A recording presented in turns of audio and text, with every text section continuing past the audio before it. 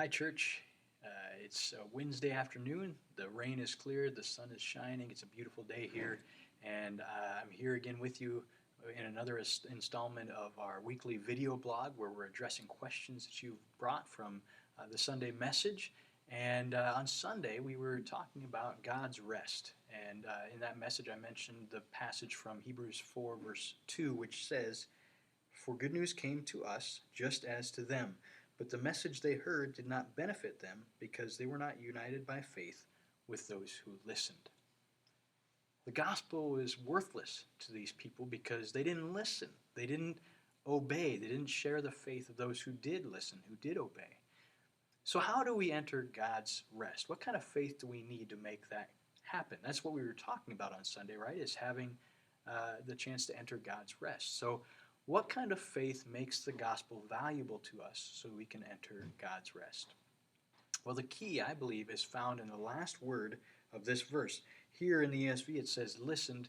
In many translations, it says the word obeyed. They did not obey like those who did have faith.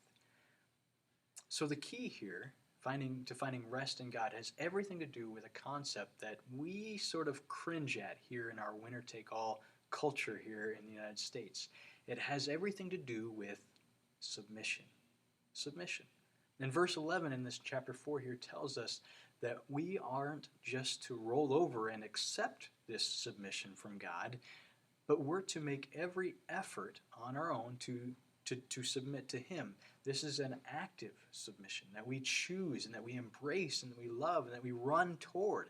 It's not like, okay, you won, you beat me, I guess you win. This is, Lord, you're good. I want to submit to you. So this is an active work on our part. Now that seems like a contradiction. Like how can we find rest in something by actively working? But the answer to that is found in choosing to depend completely on God, trusting Him absolutely. That's where we can find rest from the strivings of this world. And when it comes down to it, it makes perfect sense because we can either trust ourselves to try to work to figure everything out in this world and then put all that into practice, or we trust in what God tells us is true and in His finished work of salvation for our lives. But this trusting God thing over ourselves, it's not so easy to work out in our real life, is it? How do we put this obedience thing into gear when we are so inclined to go with what we know?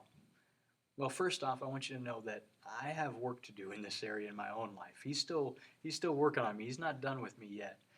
But two things have helped me in my own walk with God to submit well, and here they are. First, we have to understand and acknowledge daily, for me, that we have total inability to get real rest apart from God in this world. We can't do it on our own. When I fail to acknowledge that, when I think I can find my rest, or I think I can find what I need and what makes me comfortable and happy in this world, I'm wrong every time. And if we're honest with ourselves, we see that, right? We know that we can never find any real rest in this world on our own. And so if we're honest, this is going to be the easier of the two parts that we're dealing with here, because we can see how inept we are as human beings.